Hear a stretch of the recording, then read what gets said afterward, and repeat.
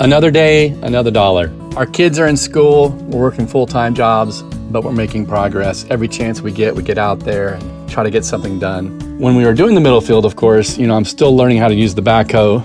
I probably need a little bit more finesse, less brute force with the controls, and one of the pins fell out. Thankfully, that's all it was. I thought for sure I'd busted a valve or something. No leaks, just one of the pins had come loose, had to replace that pin, and we're back at it. Now we're gonna do the front field and the front yard. And we opened up the ditch, and of course the rain came, we took a break. So at this point, we're just laying all the pipe in the ground, backfilling as we go. This section is about 200 feet, and we're gonna branch off as we work our way closer to our old ranch house and pick up the internet.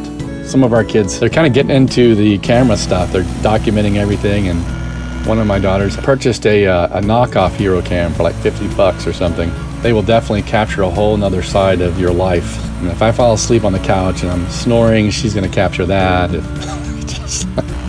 Maybe it's not a good idea. So we have to go under the fence. We use that white spray paint to mark our path.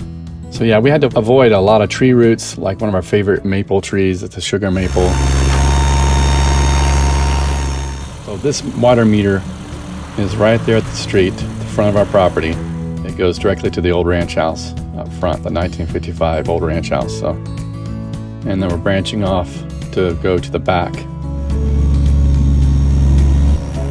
And this is where we connect to the city water. And there's an old reducer there at the front that completely rusted out and it's failed. And one of the first things I did was just install a new reducer in line with the old one. I didn't bother taking it out.